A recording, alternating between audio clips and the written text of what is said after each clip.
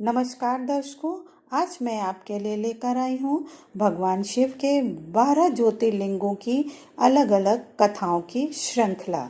आप सभी जानते हैं कि ये देश के अलग अलग भागों में स्थित हैं और इन ज्योतिर्लिंग के दर्शन पूजन और आराधन से भक्तों के जन्म जन्मांतर के सारे पाप समाप्त हो जाते हैं और वे भगवान शिव की कृपा के पात्र बनते हैं।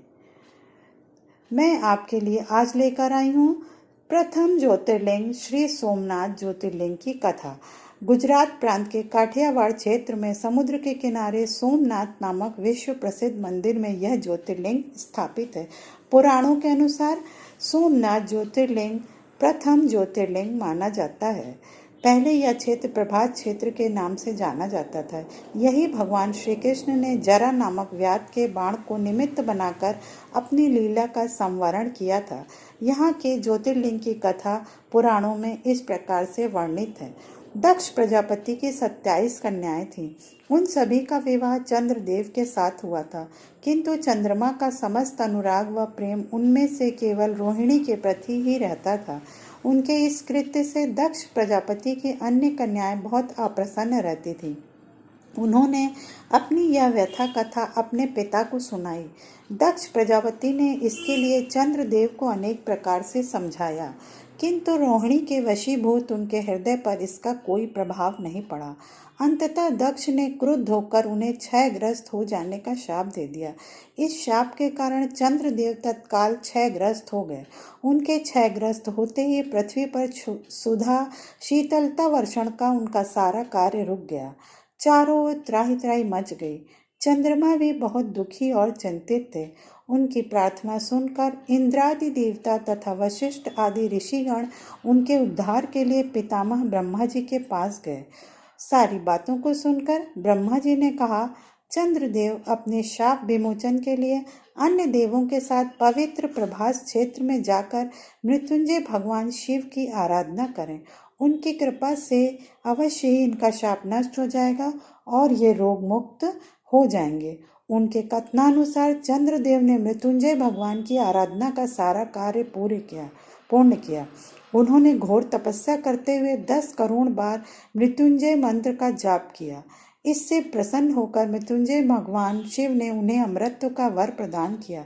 उन्होंने कहा, चंद्रदेव तुम शोक ना करो, मेरे वर से तुम्हारा शाप मोचन तो होगा ही, साथ ही प्रजापति दक्ष के वचनों की रक्षा भी हो जाएगी।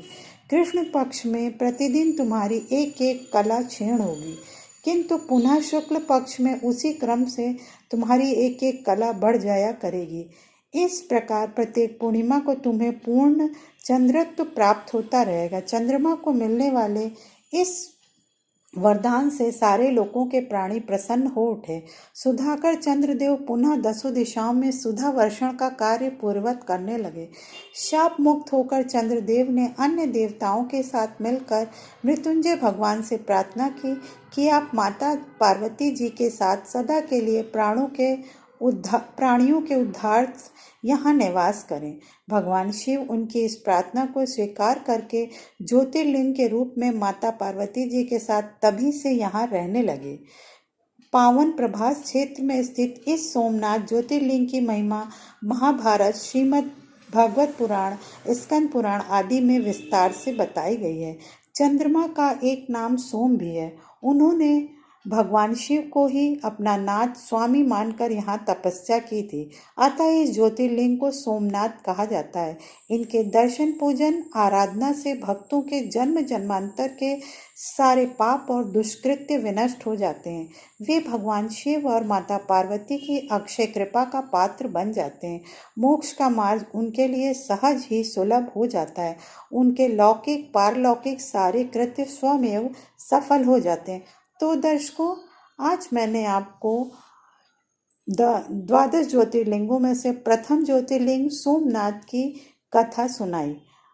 अगले वीडियो में मैं अगली कथा के दूसरे ज्योतिर्लिंग की कथा के साथ फिर उपस्थित होंगी। अगर आपको हमारा वीडियो पसंद आया हो तो उसे लाइक और शेयर अवश्य करें। आप सब पर परमात्मा का सानिध्य बना रहे। ईश्वर आपका कल्याण करे। ओम नमः शिवाय। जय शिव शक्ति की। नमस्कार दर्शकों, हमारे कार्यक्रम में आपका स्वागत है। सावन भोलेनाथ का सबसे प्रिय महीना है। इस दौरान भगवान भोलेनाथ की आराधना की जाती है। श्रावण मास में भोले शंकर की अगर पूरी श्रद्धा से अर्चना की जाए तो भक्तों की सभी मनोकामनाएं पूर्ण होती हैं। कहते हैं अगर आप भोलेनाथ के 12 ज्योतिर्लिंगों के दर्शन करते हैं तो आपको अत्यंत शुभ फल प्राप्त होता है। इससे पहले के वीडियो में हमने आपको पहले ज्योतिर्लिंग के बारे में बताया था। उसे देखने के लिए आप हमारा पहले वीडियो का लिंक देख सकते हैं जो हमने इस वीडियो में सेंड कर दिया है। आज हम आपको दूसरे ज्योतिर्लिंग के बारे में बताएंगे। श्री मल्लिकार्जुन ज्योतिर्लिंग आंध्र प्रदेश के कृष्णा जिले में कृष्णा नदी के तट पवित्र श्री शैल पर्वत पर स्थित है, जिसे दक्षिण का कैलाश भी कहा जाता है। शिव पुराण की मान्यता के अनुसार मल्लिकार्जुन ज्योतिर्लिंग शिव तथा पार्वती का संयुक्त रूप है। कहा जाता है कि यहाँ महादेव माँ पार्वती के साथ विराजते हैं। आज हम आपको उसी दूसरे ज्योतिर्लिंग की कथा सुनाने जा रहे हैं।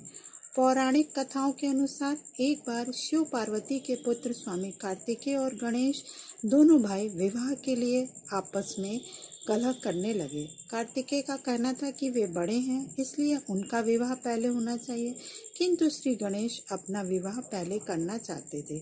इस झगड़े पर फैसला देने के लिए दोनों अपने माता पिता भवानी और शंकर के पास पहुंचे। उनके माता पिता ने कहा कि तुम दोनों में से जो कोई इस पृथ्वी की परिक्रमा करके पहले यहाँ आ जाएगा उसी का विवाह पहले होगा। शर्त सुनते ही कार्तिकेय जी पृथ्वी की परिक्रमा करने के लिए दौड़ पड़े।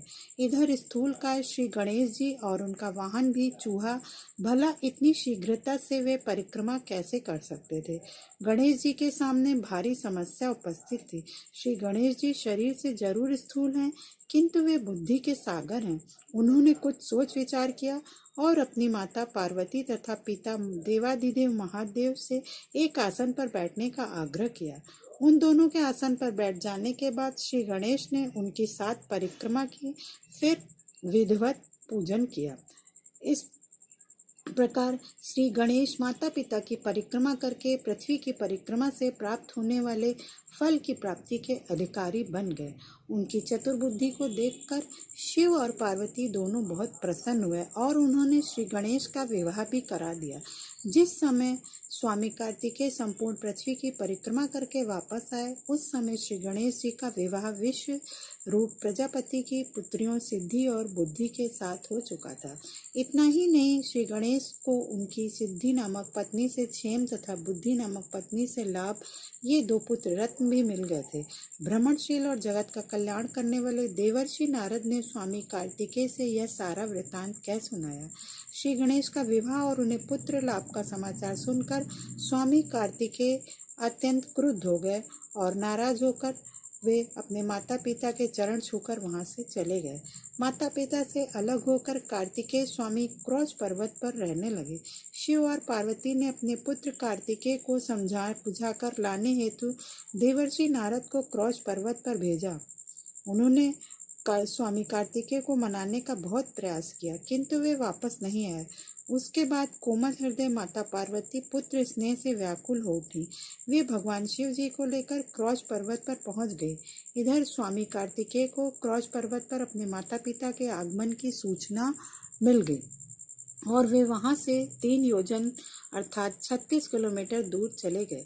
कार्तिकेय के चले जाने पर भगवान शिव उस क्रौच पर्वत पर ज्योतिर्लिंग के रूप में प्रकट हो गए। तभी से वे मल्लिका अर्जुन ज्योतिर्लिंग के नाम से प्रसिद्ध हुए। मल्लिका माता पार्वती का नाम है, जबकि अर्जुन भगवान शंकर को कहा जाता है। इस प्रकार सम्मिलित रूप से मल्लिका अर्जुन नाम उक्त ज्योतिर्लिंग का जगत में प्रसिद्ध हुआ।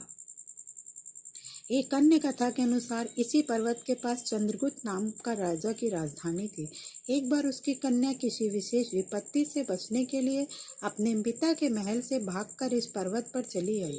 वहीं ग्वालों के साथ कंदमूल एवं दूध आदि से अपना जीवन निर्वाह करने लगी।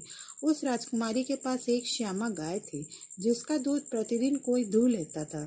एक दिन उसने चोर को दूध दूहते देख लिया। जब वह क्रोध में उसे मारने दौड़ी तो गौ के निकट पहुंचने पर शिवलिंग के अतिरिक्त उसे कुछ न मिला। बाद में शिव भक्त राजकुमारी ने उस स्थान पर एक भव्य मंदिर का निर्माण कराया और तब से भगवान मल्लिकार्जुन वहीं प्रतिष्ठित हो गए। कहते हैं कि मल्लिकार्जुन शिवलिंग का दर्शन पूजन एवं अर्चन करने वाले भक्तों की सभी मनोकामनाएं पूर्ण हो जाती हैं। वह सभी प्रकार की बाधाओं से मुक्त होते हैं और इसके साथ ही उन्हें अनंत सुखों की प्राप्ति होती है। ओम नमः शिवाय। नमस्कार दर्शकों, हमारे कार्यक्रम में आपका स्वागत है। इस समय श्रावण मास चल रहा है और श्रावण मास के इस पवित्र माह में 12 ज्योतिर्लिंगों का दर्शन करना अत्यंत शुभ और लाभकारी माना गया है। इसके पहले की वीडियो में मैंने आपको प्रथम ज्योतिर्लिंग सोमनाथ और द्वितीय ज्योतिर्लिंग मल्लिकार्जुन के बारे में बताया। उसके लिंक मैं इस वीडियो में सेंड कर दे रही हूँ, आप चाहें तो उसे वहां से देख सकते हैं। आज मैं आपको तीसरे ज्योतिर्लिंग के बारे में बताने जा रही हूँ, जो है महाकालेश्वर का ज्योतिर्लिंग। यह परम पवित्र ज्योतिर्लिंग मध्य प्रदेश के उज्जैन नगर में है। पुण्य सलिला शिप्रा नदी के तट पर स्थित उज्जैन प्राचीन काल में उज्जैनी के नाम से विख्यात था। इसे अवंतिकापुरी भी कहते थे। यह भारत की परम पवित्र सप्तपुरियों में से एक है। महाभारत, शिव पुराण एवं स्कंद पुराण में महाकाल ज्योतिर्लिंग की महिमा का पूरे विस्तार के साथ वर्णन किया गया है। इस ज्योतिर्लिंग के दर्शन करने से मनुष्य के सभी तरह के पाप धुल जाते हैं और सभी मनोकामनाएं पूरी होती हैं। इस ज्योतिर्लिंग की कथा पुराणों में इस प्रकार वर्णित है। प्राचीन काल में उज्जैनी में राजा चंद्रसेन राज्य करते थे।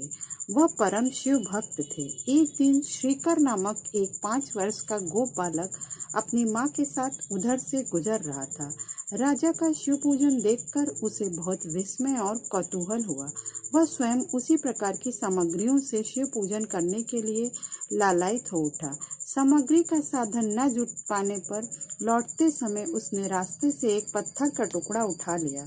घर आकर उसी पत्थर को शिव रूप में स्थापित कर पुष्प, चंदन आदि से परम श्रद्धा पूर्वक उसकी पूजा करने लगा।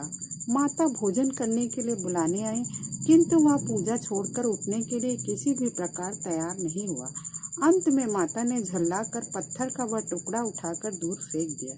इससे बहुत ही दुखी होकर वह बालक जोर जोर से भगवान शिव को पुकारता हुआ रोने लगा। रोते रोते अंत में बेहोश होकर वहीं गिर पड़ा।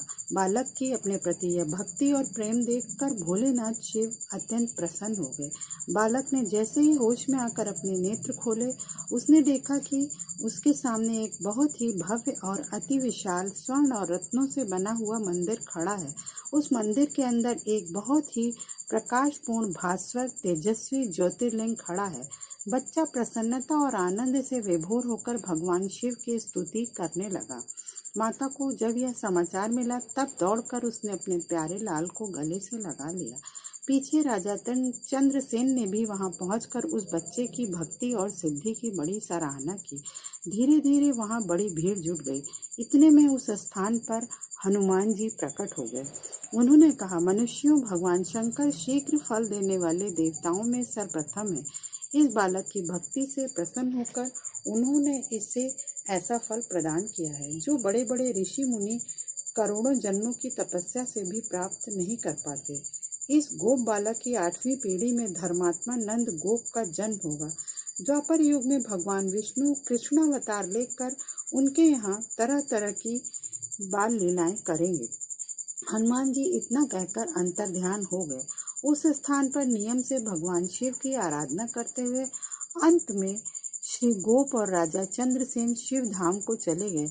इस ज्योतिर्लिंग के विषय में एक दूसरी कथा इस प्रकार कही जाती है। किसी समय अवंतिकापुरी में वेद पाठी तपोनिष्ठ एक अत्यंत तेजस्वी ब्राह्मण रहते थे। एक दिन दूषण नामक एक अत्याचारी असुर उनकी तपस्या में विघ्न डालने के लिए वहां आया। ब्रह्मा जी से वर प्राप्त कर वह बहुत शक्तिशाली हो गया था। उसके अत्याचारों से चारों ओर त्राही त्राही मची हुई थी। ब्राह्मण को कष्ट में पड़ा हुआ देखकर प्राणी मात्र का कल्याण करने वाले भगवान शंकर वहां प्रकट हो गए। उन्होंने एक हुंकार मात्र से उस दारुण अत्याचारी दानव को वहीं जलाकर भस्म कर दिया। भगवान वहाँ हुंकार से प्रकट हुए, इसीलिए उनका नाम महाकाल पड़ा। इसलिए पवित्र ज्योतिर्लिंग को महाकाल के नाम से जाना जाता है। कहा जाता है कि तब से ही महाकाल उज्जैनी में स्वयं विराजमान है। हमारे प्राचीन ग्रंथों में महाकाल की असीम महिमा का वर्णन मिलता है। महाकाल साक्षात राजाधिराज देवता माने गए हैं। महाशिवरात्रि के दिन समूचा शहर शिवमय हो जाता है। चारों ओर बस शिव जी का ही गुंजन सुनाई देता है। सारा शहर बाराती बनकर शिव विवाह में शामिल होता है। अगले दिन अमावस्या को सहरे के अत्यंत आकर्षक दर्शन होते हैं। नैनाभिराम साज सज्जा के बीच एक उत्सव धूमधाम से संपन्न होता है। भगवान शिव की यह नगरी भक्ति रस में आकंठ डूबी नजर आती है। नमस्कार दर्शकों, हमारे कार्यक्रम में आपका स्वागत है। इस समय श्रावण मास चल रहा है और श्रावण मास में 12 ज्योतिर्लिंगों के दर्शन का अत्यंत शुभ फल माना गया है। अब तक मैंने आपको 3 ज्योतिर्लिंगों के बारे में बताया। आज उपस्थित हूँ मैं चौथे ज्योतिर्लिंग ओमकारेश्वर की कथा के साथ। यह ज्योतिर्लिंग मध्य प्रदेश में पवित्र नर्मदा नदी के तट पर स्थित है। इस स्थान पर नर्मदा के 2 धाराओं में विभक्त हो जाने से बीच में एक टापू सा बन गया है। इस टापू को मानधाता पर्वत या शिवपुरी कहते हैं। नदी की एक धारा इस पर्वत के उत्तर और दूसरी दक्षिण होकर बहती है। दक्षिण वाली धारा ही मुख्य धारा मानी जाती है। इसी मानधाता पर्वत पर श्री ओंकारेश्वर ज्योतिर्लिंग का मंदिर स्थित है। पूर्व काल में राजा मानधाता ने इसी पर्वत पर अपनी तपस्या से भगवान शिव को प्रसन्न किया था। इसी से इस पर्वत को मानधाता पर्वत कहा जाने लगा। इस ज्योतिर्लिंग मंदिर के भीतर 2 कोठरियों से होकर जाना पड़ता है। भीतर अंधेरा रहने के कारण यहाँ निरंतर प्रकाश जलता रहता है। ओंकारेश्वर लिंग मनुष्य निर्मित नहीं है, स्वयं प्रकृति ने इसका निर्माण किया है। इसके चारों ओर हमेशा जल भरा रहता है। संपूर्ण मानधाता पर्वत ही भगवान शिव का रूप कहा जाता है। इसी कारण इसे शिवपुरी भी कहते हैं। लोग भक्ति पूर्वक इसकी परिक्रमा करते हैं। कार्तिकीय पूर्णिमा के दिन यहाँ बहुत भारी मेला लगता है। लोग भगवान शिव जी को चने की दाल चढ़ाते हैं। रात्रि की शिव आरती का कार्यक्रम बड़ी भव्यता के साथ होता है। तीर्थयात्रियों को इसके दर्शन अवश्य करने चाहिए। इस ओंकारेश्वर ज्योतिर्लिंग के 2 स्वरूप हैं। एक को ममलेश्वर के नाम से जाना जाता है। यह नर्मदा के दक्षिण तट पर ओंकारेश्वर से थोड़ी दूर हटकर है। पृथक होते हुए भी दोनों की गणना एक ही में की जाती है। लिंग के 2 स्वरूप होने की कथा पुराणों में इस प्रकार दी गई है। एक बार विंध्य पर्वत ने पार्थिव अर्चना के साथ भगवान शिव की 6 मास तक कठिन उपासना की। उनकी इस उपासना से प्रसन्न होकर भूत भावन शंकर भगवान वहां प्रकट हुए। उन्होंने विंध्य को उनके मनोवांछित वर प्रदान किए।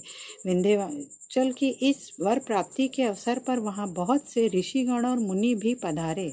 उनकी प्रार्थना पर शिव जी ने अपने ओंकारेश्वर नामक लिंग के 2 भाग किए। एक का नाम ओंकारेश्वर और दूसरे का अमलेश्वर पड़ा। दोनों लिंगों का स्थान और मंदिर पृथक होते हुए भी दोनों की सत्ता और स्वरूप एक ही माना गया है। शिव पुराण में इस ज्योतिर्लिंग की महिमा का विस्तार से वर्णन किया गया है। इस ओंकारेश्वर और श्री ममलेश्वर के दर्शन का पुण्य बताते हुए नर्मदा स्नान के पावन फल का भी वर्णन किया गया है। प्रत्येक मनुष्य को इस क्षेत्र की यात्रा अवश्य ही करनी चाहिए। लौकिक पारलौकिक दोनों प्रकार के उत्तम फलों की प्राप्ति भगवान ओंकारेश्वर की कृपा से सहज ही हो जाती है। अर्थ धर्म काम मोक्ष के सभी साधन उसके लिए सहज ही सुलभ हो जाते हैं। अंततः उसे लोकेश्वर महादेव भगवान शिव के परम धाम की प्राप्ति भी हो जाती है। भगवान शिव तो भक्तों पर अकारण ही कृपा करने वाले हैं। फिर जो लोग यहाँ आकर उनके दर्शन करते हैं, उनके सौभाग्य के विषय में कहना ही क्या। उनके लिए तो सभी प्रकार के उत्तम पुण्य मार्ग सदा सदा के लिए खुल जाते हैं। तो दर्शकों, ये थी ओंकारेश्वर महादेव की कथा। आपको अगर हमारा वीडियो पसंद आया हो तो उसे लाइक और शेयर अवश्य करें। अगले कार्यक्रम में मैं फिर ज्योतिर्लिंग के 5वें स्वरूप के साथ फिर उपस्थित होंगी। तब तक के लिए भगवान भोलेनाथ की कृपा आप सब पर बनी रहे। जय भोलेनाथ, जय ओंकारेश्वर महादेव की जय। नमस्कार दर्शकों, हमारे कार्यक्रम में आपका स्वागत है। मैं लेकर आई हूँ आपके लिए 5वें ज्योतिर्लिंग श्री केदारनाथ की कथा। केदारनाथ ज्योतिर्लिंग उत्तराखंड में स्थित है। बाबा केदारनाथ का मंदिर बद्रीनाथ के मार्ग में स्थित है। केदारनाथ समुद्र तल से 3584 मीटर की ऊंचाई पर स्थित है। केदारनाथ का वर्णन स्कंद पुराण एवं शिव पुराण में भी मिलता है। यह तीर्थ भगवान शिव को अत्यंत प्रिय है। जिस प्रकार कैलाश का महत्व है, उसी प्रकार का महत्व शिव जी ने केदार क्षेत्र को भी दिया है। यह ज्योतिर्लिंग पर्वतराज हिमालय की केदार नामक चोटी पर स्थित है। पुराणों एवं शास्त्रों में श्री केदारेश्वर ज्योतिर्लिंग की महिमा का वर्णन बार बार किया गया है। वहाँ की प्राकृतिक शोभा देखते ही बनती है। इस चोटी के पश्चिम भाग में पुण्यमती मंदाकिनी नदी के तट पर स्थित केदारेश्वर महादेव का मंदिर अपने स्वरूप से ही हमें धर्म और अध्यात्म की ओर बढ़ने का संदेश देता है। चोटी के पूर्व में अलकनंदा के सुरम्य तट पर बद्रीनाथ का परम प्रसिद्ध मंदिर है। अलकनंदा और मंदाकिनी ये दोनों नदियां नीचे रुद्रप्रयाग में आकर मिल जाती हैं। दोनों नदियों की संयुक्त धारा और नीचे देवप्रयाग में आकर भागीरथी गंगा जी में मिल जाती हैं। इस प्रकार परम पावन गंगा जी में स्नान करने वालों को भी श्री केदारेश्वर और बद्रीनाथ के चरणों को धोने वाले जल का स्पर्श सुलभ हो जाता है। यह अतीव पवित्र पुण्यदायी ज्योतिर्लिंग की स्थापना के विषय में पुराणों में यह कथा वर्णित है। अनंत रत्नों के जनक, अतिशय पवित्र तपस्वियों, ऋषियों, सिद्धों, देवताओं की निवास भूमि पर्वतराज हिमालय के केदार नामक अत्यंत शोभाशाली श्रृंग पर महातपस्वी श्री नर और नारायण ने बहुत वर्षों तक भगवान शिव को प्रसन्न करने के लिए बड़ी कठिन तपस्या की। कई हजार वर्षों तक वे निराहार रहकर एक पैर पर खड़े होकर शिव नाम का जप करते रहे। इस तपस्या से सारे लोगों में उनकी चर्चा होने लगी। देवता, ऋषि मुनि, यक्ष, गंधर्व सभी उनकी साधना और संयम की प्रशंसा करने लगे। चराचर के पितामह ब्रह्मा जी और सबका पालन पोषण करने वाले भगवान विष्णु भी महातपस्वी नर नारायण के तप की भूरी भूरी प्रशंसा करने लगे। अंत में भगवान शंकर जी भी उस कठिन तप साधना से प्रसन्न हो उठे। उन्होंने प्रत्यक्ष प्रकट होकर उन दोनों ऋषियों को दर्शन दिए। नर और नारायण ने भगवान भोलेनाथ के दर्शन से भाव विह्वल और आनंद विभोर होकर बहुत प्रकार की पवित्र स्तुतियों और मंत्रों से उनकी पूजा अर्चना की। भगवान शिव जी ने अत्यंत प्रसन्न होकर उनसे वर मांगने को कहा। भगवान शिव की यह बात सुनकर दोनों ऋषियों ने उनसे कहा, देवाधिदेव महादेव, यदि आप हम पर प्रसन्न हैं तो भक्तों के कल्याण हेतु आप सर्वदा के लिए अपने स्वरूप को यहाँ स्थापित करने की कृपा करें। आपके निवास करने से यह स्थान सभी प्रकार से अत्यंत पवित्र हो उठेगा। यहाँ आपका दर्शन पूजन करने वाले मनुष्यों को आपकी अविनाशनी भक्ति प्राप्त होगी। प्रभु, आप मनुष्यों के कल्याण और उनके उद्धार के लिए अपने स्वरूप को यहाँ स्थापित करने की हमारी प्रार्थना अवश्य ही स्वीकार करें। उनकी प्रार्थना सुनकर भगवान शिव ने ज्योतिर्लिंग के रूप में वहाँ वास करना स्वीकार किया। केदार नामक हिमालय श्रृंग पर स्थित होने के कारण इस ज्योतिर्लिंग को श्री केदारेश्वर ज्योतिर्लिंग के रूप में जाना जाता है। भगवान शिव से वर मांगते हुए नर और नारायण ने इस ज्योतिर्लिंग और इस पवित्र स्थान के विषय में जो कुछ कहा है वह अक्षरशः सत्य है। इस ज्योतिर्लिंग के दर्शन पूजन तथा यहाँ स्नान करने से भक्तों को लौकिक फलों की प्राप्ति होने के साथ साथ अचल शिव भक्ति तथा मोक्ष की प्राप्ति भी हो जाती है। तो दर्शकों, ये थी हमारे 5वें ज्योतिर्लिंग केदारनाथ ज्योतिर्लिंग की कथा और उनके दर्शन का महत्व। ऐसे ही अद्भुत कथा के साथ हम 6ठे ज्योतिर्लिंग के वीडियो के साथ फिर उपस्थित होंगे। अगर हमारा वीडियो आपको अच्छा लगा हो तो उसे लाइक और शेयर अवश्य करें। अपना समय देने के लिए धन्यवाद। जय भोलेनाथ की जय, शिव शक्ति की जय। नमस्कार दर्शकों, हमारे कार्यक्रम में आपका स्वागत है। श्रावण के महीने में ज्योतिर्लिंगों के दर्शन का विशेष महत्व है। शास्त्रों के अनुसार जो मनुष्य प्रतिदिन 12 ज्योतिर्लिंगों का नाम जपता है उसके 7 जन्म तक के पाप नष्ट हो जाते हैं। जिस कामना की पूर्ति के लिए मनुष्य नित्य इन नामों का पाठ करता है, शीघ्र ही उसे उस फल की प्राप्ति होती है। ज्योतिर्लिंगों के दर्शन मात्र से सभी पापों से मुक्ति मिल जाती है। यही भगवान शिव की विशेषता है। आज हम आपको छठे ज्योतिर्लिंग भीमा शंकर के बारे में बताएंगे। 12 प्रमुख ज्योतिर्लिंगों में से भीमा शंकर का स्थान छठा है। यह ज्योतिर्लिंग महाराष्ट्र के पुणे से लगभग 110 किलोमीटर दूर सह्याद्री नामक पर्वत पर स्थित है। भीमा शंकर ज्योतिर्लिंग को मोटेश्वर महादेव के नाम से भी जाना जाता है। मान्यता है कि इस ज्योतिर्लिंग के दर्शन करने मात्र से व्यक्ति को समस्त दुखों से छुटकारा मिल जाता है। यह मंदिर अत्यंत पुराना और कलात्मक है। भीमा शंकर मंदिर नागर शैली की वास्तुकला से बनी एक प्राचीन नई संरचनाओं का सम्मिश्रण है। चलिए जानते हैं इसके पीछे की पौराणिक कथा। प्राचीन काल में भीम नाम का एक महाप्रतापी राक्षस था।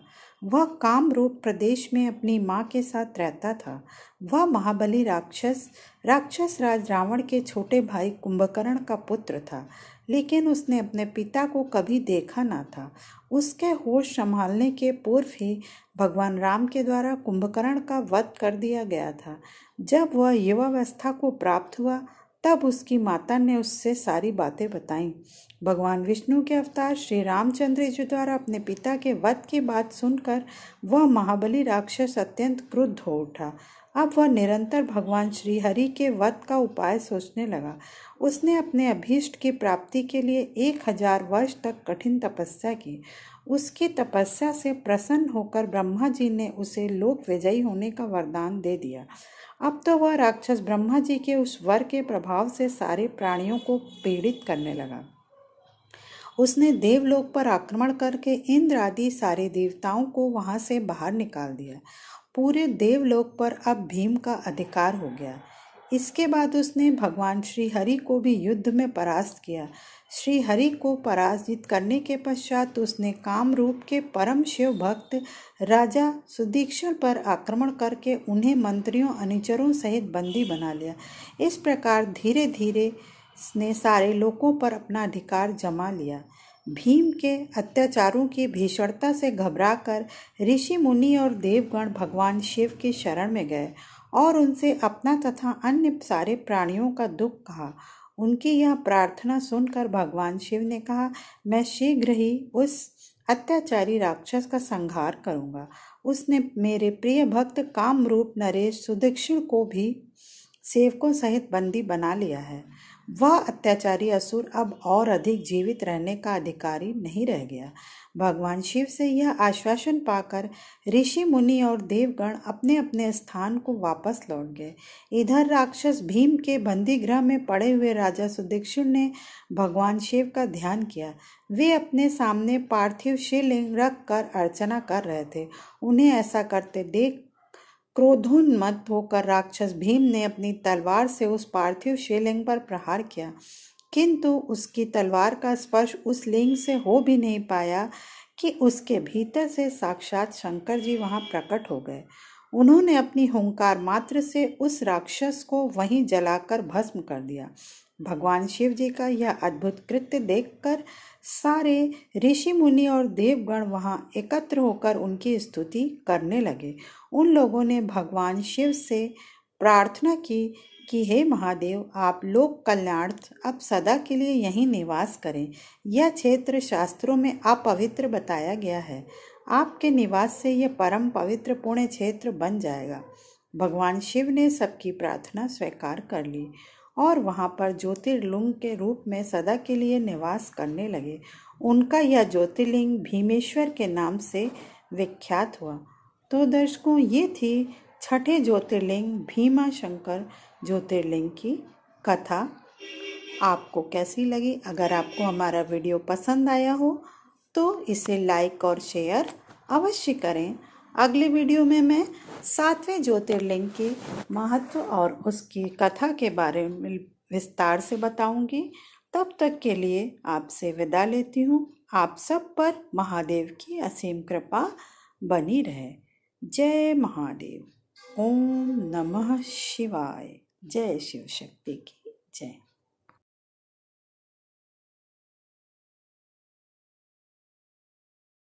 नमस्कार दर्शकों, हमारे कार्यक्रम में आपका स्वागत है। सावन महीने में शिवलिंग की पूजा से व्यक्ति के सारे कष्ट दूर हो जाते हैं।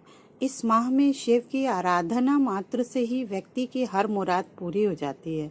भगवान शिव अपने भक्तों के लिए बड़े ही कृपालु हैं। मात्र एक लोटा जल के अर्पण से ही वे खुश हो जाते हैं। फिर तो सावन माह उनके माह के रूप में जाना जाता है। इस समय उनकी आराधना से जीवन खुशियों से भर जाएगा। भारतवर्ष में कुल 12 ज्योतिर्लिंग हैं। इन सभी ज्योतिर्लिंगों का अपना विशेष स्थान है। इससे पहले के वीडियो में मैं आपको 6 ज्योतिर्लिंगों के बारे में बता चुकी हूँ। आज हम जानेंगे 7वें ज्योतिर्लिंग काशी विश्वनाथ के बारे में। काशी विश्वनाथ से जुड़ी कुछ रोचक बातों के बारे में। यह ज्योतिर्लिंग उत्तर भारत की प्रसिद्ध नगरी काशी में स्थित है। इस नगरी का प्रलय काल में भी लोप नहीं होता। उस समय भगवान अपनी वास भूमि इस पवित्र नगरी को अपने त्रिशूल पर धारण कर लेते हैं और सृष्टि काल आने पर पुनः यथास्थान रख देते हैं।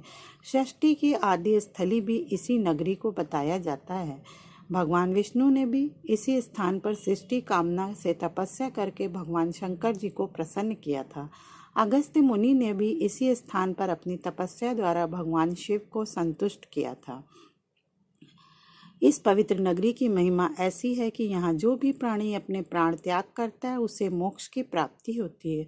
भगवान शंकर उसके कान में तारक मंत्र का उपदेश करते हैं। इस मंत्र के प्रभाव से पापी प्राणी भी सहज ही भव सागर की बाधाओं से पार हो जाते हैं। काशी विश्वनाथ को लेकर के एक दिलचस्प पौराणिक कथा प्रचलित है। इससे हमें इसकी कहानी का पता चलता है। एक बार विष्णु और ब्रह्मा में बहस छिड़ गई कि कौन अधिक शक्तिशाली है। इस बहस की मध्यस्थता करने के लिए भगवान शिव ने विशाल ज्योतिर्लिंग का रूप धारण किया था। शिव ने भगवान विष्णु और ब्रह्मा को विशाल ज्योतिर्लिंग के स्रोत और ऊंचाई का पता लगाने को कहा। ब्रह्मा जी अपने हंस पर बैठकर आकाश की तरफ गए और ऊंचाई का पता लगाने और विष्णु जी शूकर का रूप धारण करके पृथ्वी के अंदर खुदाई करने लगे ताकि इसकी गहराई का पता चल सके। दोनों कई युगों तक भी उसकी गहराई और ऊंचाई का पता नहीं लगा सके। हार कर भगवान विष्णु ने शिव के आगे नतमस्तक हो गए, लेकिन ब्रह्मा जी ने झूठ बोल दिया कि उन्होंने उसकी ऊंचाई का पता लगा लिया। इस झूठ पर क्रोधित होकर शिव ने उन्हें श्राप देते हुए कहा कि आपकी पूजा नहीं होगी, इसीलिए ब्रह्मा जी के मंदिर नहीं मिलते हैं। तो ये थी काशी विश्वनाथ ज्योतिर्लिंग से जुड़ी हुई एक रोचक कहानी। इसके अलावा एक अत्यंत रोचक पौराणिक कथा और है जो मैं आपको सुनाती हूँ। उस पौराणिक कथा के अनुसार भगवान शंकर ने पार्वती जी से विवाह किया और उसके बाद कैलाश पर्वत पर आकर रहने लगे। पार्वती जी विवाहित होने के बाद भी अपने पिता के घर में रह रही थी, जो उन्हें बिल्कुल अच्छा नहीं लग रहा था। उन्होंने एक दिन भगवान शिव से कहा कि आप मुझे अपने घर ले चलिए। आपसे विवाह होने के बाद भी मुझे अपने पिता के घर ही रहना पड़ता है, जो मुझे अच्छा नहीं लगता है। सभी लड़कियां शादी के बाद अपने पति के घर जाती हैं, लेकिन मुझे अपने पिता के घर ही रहना पड़ रहा है। भगवान शिव ने माता पार्वती की बात को स्वीकारा और उन्हें अपने साथ अपनी पवित्र नगरी काशी में ले आए। यहाँ आकर वे भगवान विश्वनाथ ज्योतिर्लिंग के रूप में स्थापित हो गए। कहते हैं कि इस ज्योतिर्लिंग के दर्शन करने से मनुष्य सभी पापों से मुक्त हो जाता है। अगर कोई भक्त प्रतिदिन उनके दर्शन करता है तो उसके योगक्षेम का समस्त भार भगवान शंकर अपने ऊपर ले लेते हैं। ऐसा भक्त शिव शंकर के इस धाम का अधिकारी बन जाता है। साथ ही शिव की कृपा उस पर हमेशा बनी रहती है। मान्यता तो यह भी है कि भगवान विश्वनाथ स्वयं अपने परम भक्त को मरते समय तारक मंत्र सुनाते हैं। इस ज्योतिर्लिंग के दर्शन पूजन द्वारा मनुष्य समस्त पाप तापों से छुटकारा पा जाता है। प्रतिदिन तो दर्शकों, अब मैं अपनी कथा यहीं पर समाप्त करती हूँ। अगले वीडियो में हम फिर आगे की कथा के साथ मिलेंगे। अगर आपको हमारा वीडियो पसंद आया हो तो उसे लाइक और शेयर अवश्य करें। तब तक के लिए भगवान भोलेनाथ की कृपा आप सब पर बनी रहे। जय बाबा काशी विश्वनाथ की जय। जय शिव शक्ति।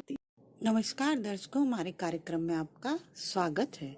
कहते हैं कि सावन में 12 ज्योतिर्लिंगों में से किसी एक के भी दर्शन करने को मिल जाए तो व्यक्ति को अक्षय पुण्य की प्राप्ति होती है। सावन के महीने में ज्योतिर्लिंगों एवं शिवलिंगों की पूजा करने से भक्तों की हर मुराद पूरी होती है। अगर आप भी महादेव की कृपा पाना चाहते हैं तो सावन में से किसी एक ज्योतिर्लिंग के दर्शन करने के लिए अवश्य जाएं। 12 में से 7 ज्योतिर्लिंगों के पीछे की कथा तो हम आपको पहले ही बता चुके हैं। हम अपने वीडियो में उसकी लिंक भी सेंड कर देंगे, आप चाहें तो उसे वहां से देख सकते हैं। आज हम आपको 8वें ज्योतिर्लिंग यानी त्र्यंबकेश्वर ज्योतिर्लिंग के बारे में बताएंगे।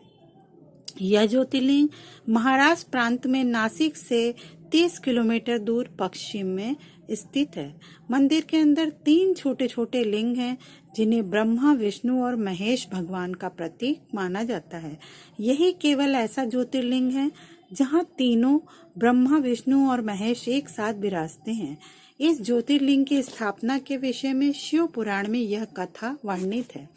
एक बार महर्षि गौतम के तपोवन में रहने वाले ब्राह्मणों की पत्नियां किसी बात पर उनकी पत्नी अहिल्या से नाराज हो गईं। उन्होंने अपने पतियों को ऋषि गौतम का अपकार करने के लिए प्रेरित किया। उन ब्राह्मणों ने इसके निमित्त भगवान श्री गणेश जी की आराधना की। उनकी आराधना से प्रसन्न हो गणेश जी ने प्रकट होकर उनसे वर मांगने को कहा। उन ब्राह्मणों ने कहा, प्रभु, यदि आप हम पर प्रसन्न हैं तो किसी प्रकार ऋषि गौतम को इस आश्रम से बाहर निकाल दें। उनकी यह बात सुन करके गणेश जी ने उन्हें ऐसा वर मांगने के लिए समझाया, किंतु वे अपने आग्रह पर अटल रहे। अंततः गणेश जी को विवश होकर उनकी बात माननी पड़ी। अपने भक्तों का मन रखने के लिए वे एक दुर्बल गाय का रूप धारण करके ऋषि गौतम के खेत में जाकर चरने लगे। गाय को फसल चरते देख ऋषि गौतम बड़ी नरमी के साथ हाथ में तृण लेकर उसे हाँकने के लिए आगे बढ़े और तृण का स्पर्श होते ही वो गाय वहीं पर मृत होकर गिर पड़ी। चारों ओर हाहाकार मच गया। सारे ब्राह्मण एकत्र होकर गो हत्यारा कहकर ऋषि गौतम की भर्त्सना करने लगे। ऋषि गौतम इस घटना से बहुत आश्चर्यचकित और दुखी थे।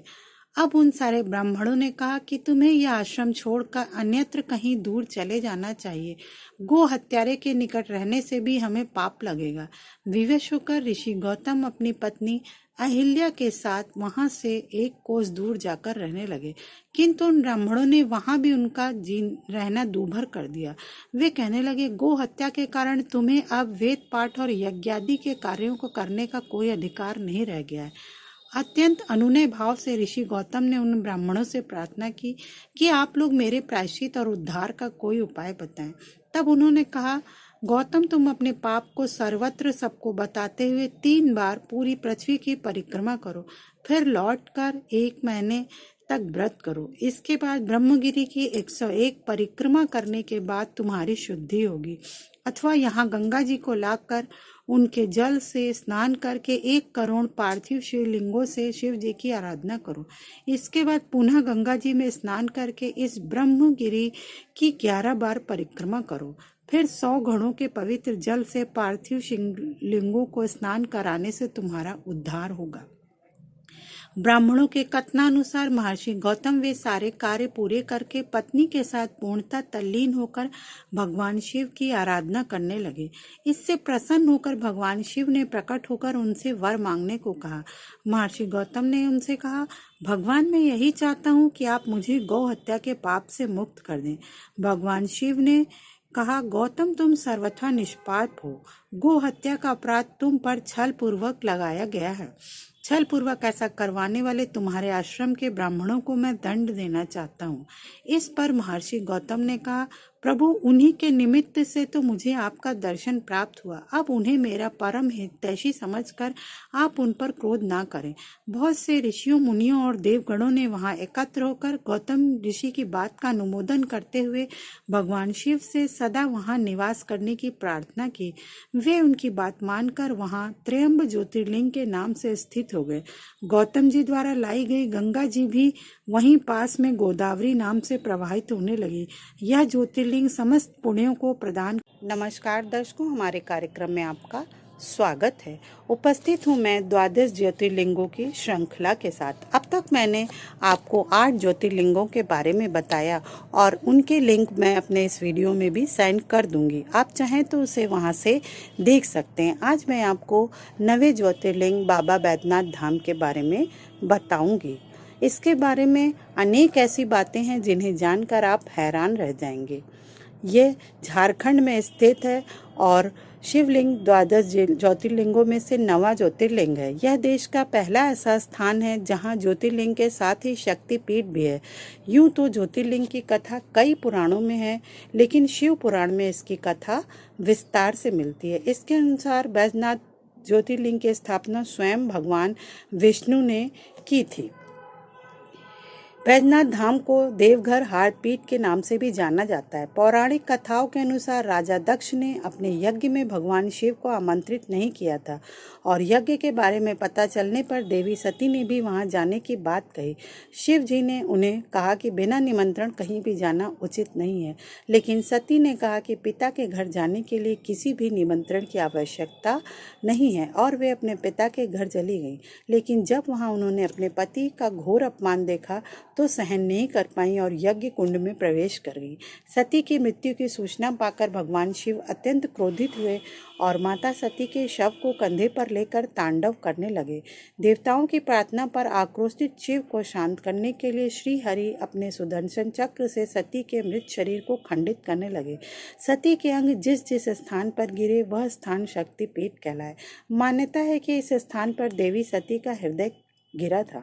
यही वजह है कि इस स्थान को हार्टपीठ के नाम से जाना जाता है। इस तरह से यह देश का पहला स्थान है जहां ज्योतिर्लिंग के साथ ही शक्तिपीठ भी है। इस वजह से इस स्थान की महिमा और बढ़ जाती है।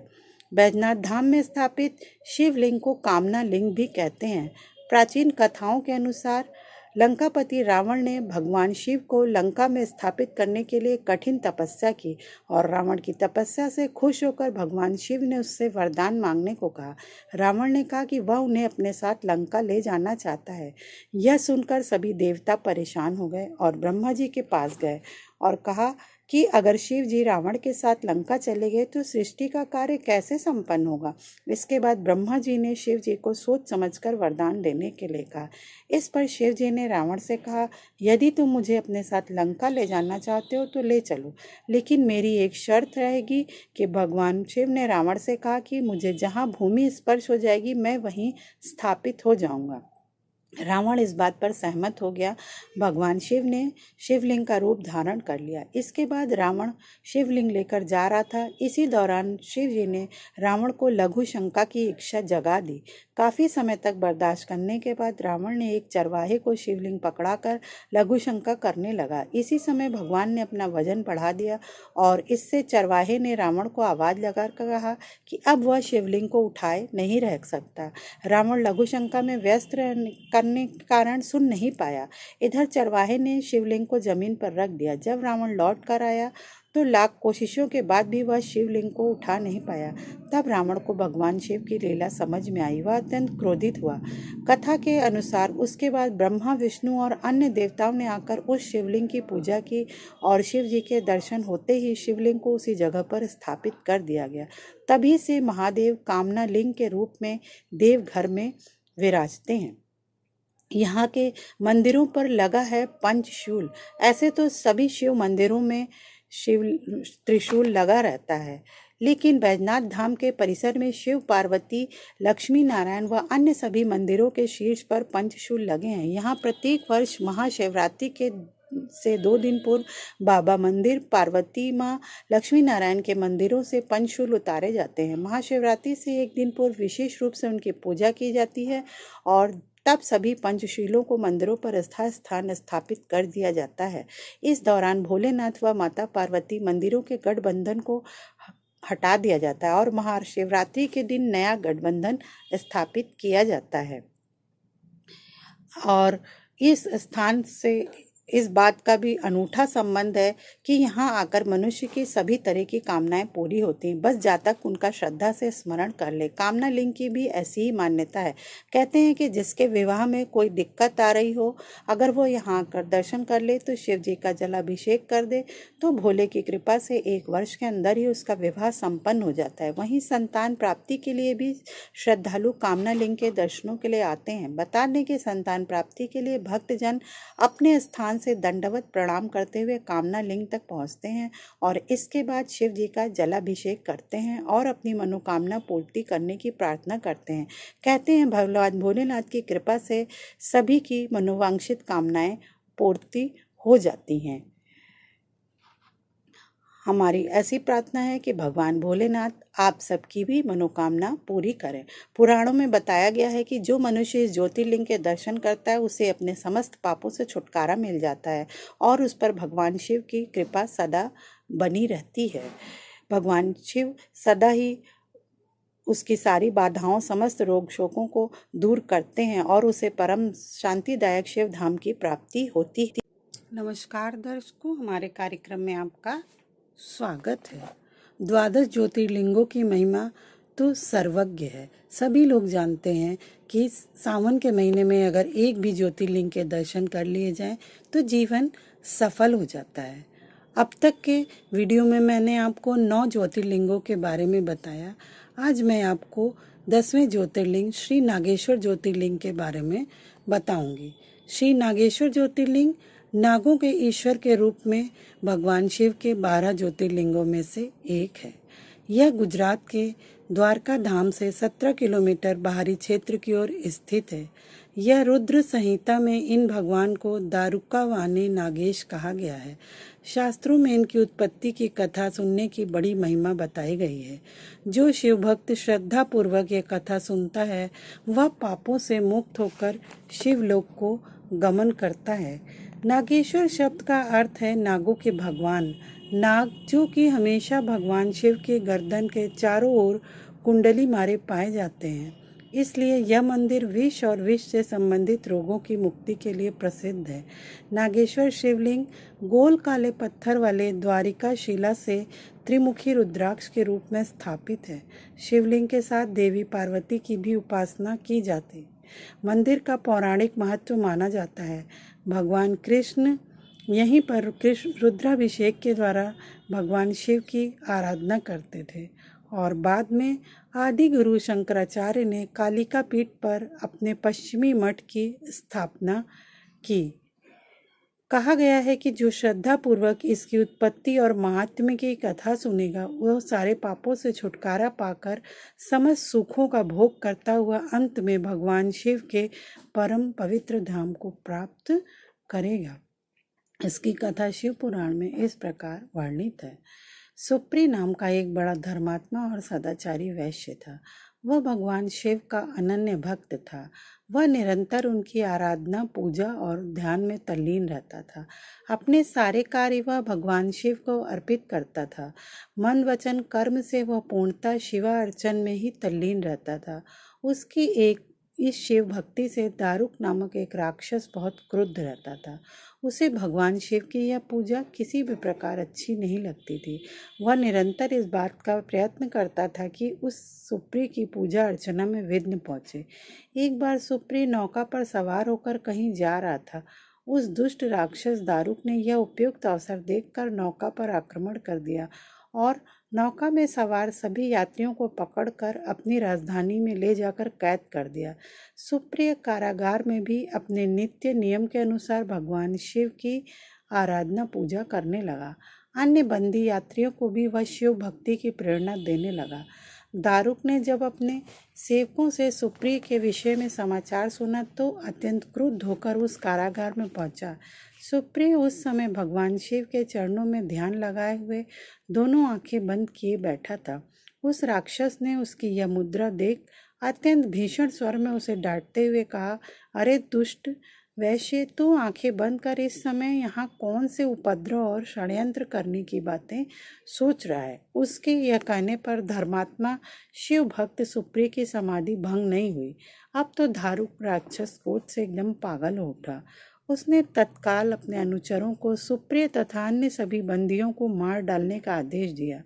सुप्रिय उनके इस आदेश से जरा भी विचलित नहीं हुआ। वह एकाग्र मन से अपनी और अन्य बंदियों की मुक्ति के लिए भगवान शिव से प्रार्थना करने लगा। उसे यह पूर्ण विश्वास था कि मेरे आराध्य भगवान शिव इस विपत्ति से मुझे अवश्य ही छुटकारा दिलाएंगे।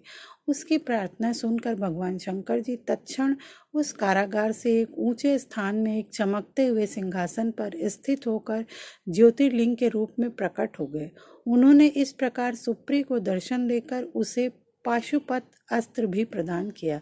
इस अस्त्र से राक्षस दारुक तथा उसके सहायक का वध करके सुप्रिय शिव धाम को चला गया। भगवान शिव के आदेशानुसार ही इस ज्योतिर्लिंग का नाम नागेश्वर पड़ा। कहा जाता है कि नागेश्वर ज्योतिर्लिंग के दर्शन करने के बाद जो मनुष्य उसकी उत्पत्ति और महात्म्य के संबंधी कथा सुनता है वह समस्त पापों से मुक्त हो जाता है तथा संपूर्ण भौतिक और आध्यात्मिक सुखों को प्राप्त करता है। तो दर्शकों, ये थी आज की कथा। अगले वीडियो में मैं अब अगले ज्योतिर्लिंग की कथा के साथ फिर उपस्थित होंगी। इसके पहले की वीडियो की लिंक मैंने अपने इस वीडियो में सेंड कर दी है। आप चाहें तो उसे वहाँ से देख सकते हैं। अगर हमारा वीडियो आपको अच्छा लगा हो तो उसे लाइक और शेयर अवश्य करें। आप सब पर भगवान भोलेनाथ की कृपा बनी रहे। ओम नमः शिवाय। जय शिव शक्ति। नमस्कार दर्शकों, हमारे कार्यक्रम में आपका स्वागत है। उपस्थित हूँ मैं 12 ज्योतिर्लिंगों की श्रृंखला के साथ। शिव पुराण और अन्य धार्मिक ग्रंथों में 12 ज्योतिर्लिंगों को साक्षात भगवान शिव से उत्पन्न माना गया है, लेकिन इनमें से 2 ज्योतिर्लिंग की भौगोलिक स्थिति को लेकर अलग अलग मत देखने को मिलते हैं। इनमें नागेश्वर ज्योतिर्लिंग और वैद्यनाथ ज्योतिर्लिंग सम्मिलित हैं। नागेश्वर ज्योतिर्लिंग के बारे में कुछ लोगों का मानना है कि यह गुजरात में द्वारिका के समीप स्थित है, तो कुछ का मानना है कि यह ज्योतिर्लिंग महाराष्ट्र के मराठवाड़ा में स्थित औंधा उल्टा नागनाथ मंदिर है। वहीं वैद्यनाथ ज्योतिर्लिंग को लेकर भी कोई मानता है कि ये झारखंड के देवघर में स्थित है, तो कुछ का कहना है कि यह ज्योतिर्लिंग महाराष्ट्र के बीड जिले में परली बैजनाथ में स्थित है। तो आइए जानते हैं महाराष्ट्र के औंधा में स्थित नागेश्वर ज्योतिर्लिंग के विषय में। इसके पहले मैंने आपको द्वारका में स्थित नागेश्वर मंदिर के बारे में बताया है। अब मैं आपको महाराष्ट्र के औंधा में स्थित नागेश्वर ज्योतिर्लिंग के विषय में बताती हूँ, जिसके बारे में अनेक प्रसिद्ध कथाएं हैं। इसके बारे में कहा जाता है कि शिव जी ने स्वयं ही इस मंदिर का मुंह घुमा दिया था। ये औंधा नाग मंदिर महाराष्ट्र राज्य के हिंगोली जिले में स्थित है। यह एक प्राचीन शिव मंदिर है। यह मंदिर केवल हिंदू धर्म में ही नहीं बल्कि सिख धर्म में बहुत महत्वपूर्ण है, क्योंकि इसका उल्लेख श्री गुरु ग्रंथ साहिब में किया गया है। इस मंदिर के बारे में कहा जाता है कि भगवान शिव ने अपने एक भक्त नामदेव के समर्पण और श्रद्धा को देखते हुए इस मंदिर का मुख घुमा दिया था। कथा है, एक बार नामदेव नाम के भक्त औंधा नागनाथ मंदिर में, जिसे कभी कभी अवनंद नागनाथ मंदिर भी लिख दिया गया है, में गए। उस मंदिर के पुजारी जाति व्यवस्था में बहुत विश्वास करते थे। मंदिर में पहुंचने के बाद नामदेव बैठे और भगवान की पूजा करने लगे, लेकिन पुजारियों ने उनकी बाँह पकड़ ली और उन्हें नागनाथ मंदिर से बाहर निकाल दिया। पुजारियों ने कहा, आप इस मंदिर में पूजन और परिक्रमा नहीं कर सकते, क्योंकि आप एक निम्न जाति से आते हो। पुजारियों द्वारा इस व्यवहार से नामदेव को गहरी चोट पहुंची और वह मंदिर से निकाले जाने के बाद मंदिर के पीछे गए और भगवान की पूजा करने बैठ गए। अपनी प्रार्थना में उन्होंने भगवान शिव से विनती की कि भगवान, मैं आपके मंदिर आया और पुजारियों ने मुझे आपका पूजन भी नहीं करने दिया। उनका कहना है कि मैं एक छोटी जाति का हूँ, इसलिए मैं अपना कंबल उठाकर मंदिर के पीछे बैठकर आपका पूजन कर रहा हूँ। भगवान, आप मुझे कभी मत भूलना। अगर आप मुझे भूल गए तो मुझे कौन पार उतारेगा। भगवान, मैं आपका भक्त हूँ और आपको सच्चे हृदय से प्रेम करता हूँ। प्रभु, मुझे निम्न कहने वाले लोग केवल मेरा अपमान नहीं करते, वे आपके नियम का भी उपहास करते हैं, क्योंकि मुझे आपने ही इस जाति में जन्म दिया। मेरे मरने के बाद आपने मुझे स्वर्ग दे दिया, तो मुझे छोटी जाति और निम्न कहने वाला कोई व्यक्ति इस बारे में नहीं जान पाएगा। आप सर्वशक्तिमान हैं। मेरे प्रभु, ऐसा कुछ कीजिए जिससे कि आपकी शक्ति और मेरी भक्ति पर कोई प्रश्न चिन्ह न रह जाए। वे इस प्रकार प्रार्थना कर ही रहे थे कि भगवान शिव ने अपने भक्त के भावों का मान रखते हुए अपनी शक्ति दिखाई और मंदिर का मुख्य द्वार अचानक पीछे की ओर घूम गया।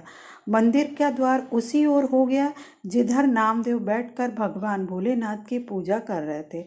तब से लेकर आज तक यह मंदिर वैसा ही है। यह मंदिर प्रतीक है सच्चे भक्त पर शिव जी की कृपा का, और यह दुनिया का एकमात्र ज्योतिर्लिंग है जिसका द्वार पश्चिम की ओर खुलता है। अन्यथा सभी मंदिर और शिव मंदिरों का द्वार पूर्व या उत्तर की ओर रखा जाता है, क्योंकि इन दिशाओं को शुभ माना जाता है।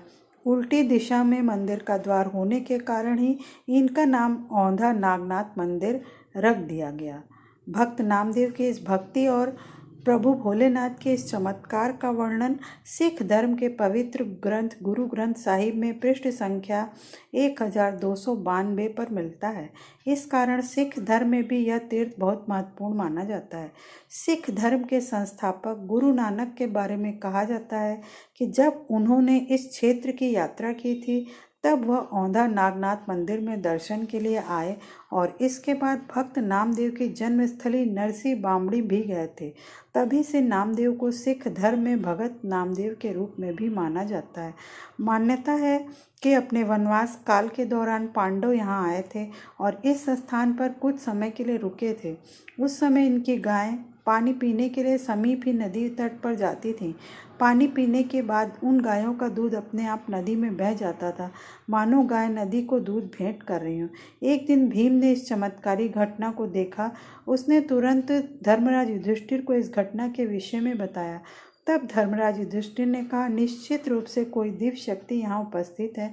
तब उन्होंने खोजा तो उन्हें नागनाथ ज्योतिर्लिंग के दर्शन हुए। इसके बाद उन्होंने ही इस ज्योतिर्लिंग को यहाँ स्थापित किया। तो दर्शकों, ये थी नागनाथ ज्योतिर्लिंग की कथा। आशा है आपको पसंद आई होगी। हमारे अन्य वीडियो की लिंक मैं इसमें सेंड कर रही हूँ, जिससे आप 12 ज्योतिर्लिंगों की पूरी श्रृंखला के दर्शन कर सकते हैं। अगर हमारा वीडियो से आपको पसंद आया हो तो उसे लाइक और शेयर अवश्य करें। अब मैं आपसे विदा लेती हूँ। अगले वीडियो के साथ फिर आपसे मुलाकात होगी। तब तक के लिए भगवान शिव का आशीर्वाद आप सब पर बना रहे। ओम नमः शिवाय। नमस्कार दर्शकों, उपस्थित हूँ मैं 12 ज्योतिर्लिंगों की कथा के साथ। अब तक मैंने आपको 10 ज्योतिर्लिंगों के बारे में बताया। हमारे भारत में कुल 12 ज्योतिर्लिंग हैं, जहाँ साक्षात भोलेनाथ स्वयं विराजमान हैं और इन सभी से कोई ना कोई पौराणिक कथा जुड़ी हुई है। कहते हैं कि अगर सावन माह में इनमें से एक भी शिवलिंग का दर्शन कर लिया जाए तो जीवन सफल हो जाता है। आज हम बताने जा रहे हैं आपको हिंदुओं की आस्था से जुड़े रामेश्वर धाम के बारे में, जो हमारा 11वां ज्योतिर्लिंग भी है और साथ ही साथ यह हिंदू धर्म के प्रसिद्ध 4 धामों में से एक है। रामेश्वरम के बारे में कहा जाता है कि भगवान राम ने लंका पर चढ़ाई से पहले स्वयं अपने हाथों से इस शिवलिंग की स्थापना की थी। इसके बाद प्रभु श्री राम ने नल और नील के माध्यम से विश्व का पहला सेतु बनाया था। श्री राम ने पहले शिवलिंग की पूजा अर्चना की और फिर नल नील के बनाए पुल से होते हुए लंका पर आक्रमण किया। आइए जानते हैं इस शिवलिंग के बारे में अन्य खास बातें। लंका पर विजय प्राप्त करने के लिए भगवान श्री राम ने समुद्र के किनारे शिवलिंग बनाकर शिव जी की पूजा की थी और उनसे लंका विजय के लिए आशीर्वाद लिया था। इससे प्रसन्न होकर भगवान शिव ने उन्हें विजयश्री का आशीर्वाद दिया था।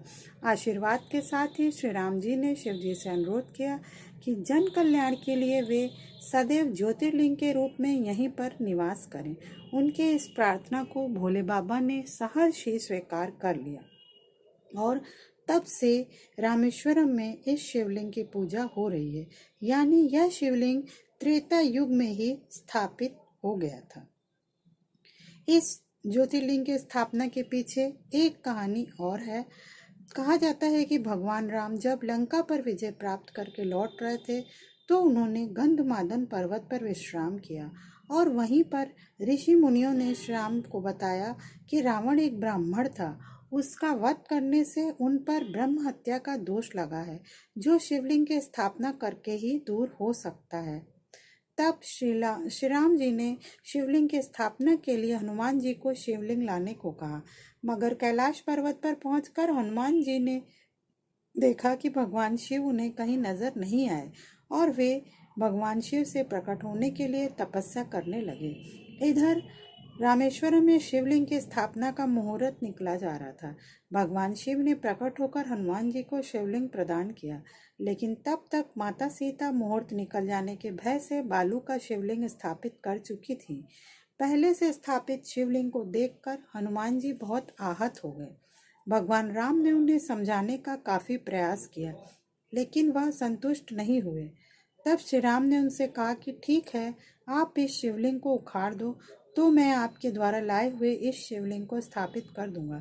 लेकिन हनुमान जी इतने शक्तिशाली होते हुए भी उस शिवलिंग को उखाड़ नहीं सके और अंत में मूर्छित होकर गंधमादन पर्वत पर जा गिरे।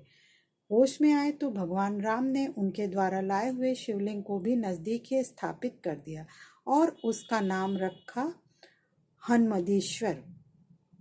सावन के महीने में रामेश्वरम में जलाभिषेक करने का बहुत महत्व है। मान्यता तो यह भी है कि रामेश्वरम में शिव की विधिवत पूजा करने से ब्रह्म हत्या जैसे दोष से भी मुक्ति मिल जाती है। रामेश्वरम को दक्षिण भारत का काशी कहा जाता है। यहाँ की धरती को भी भोले बाबा और मर्यादा पुरुषोत्तम श्री राम की कृपा से मोक्ष देने का आशीर्वाद प्राप्त है। तो दर्शकों, ये थी हमारे 11वें ज्योतिर्लिंग श्री रामेश्वरम धाम की कथा।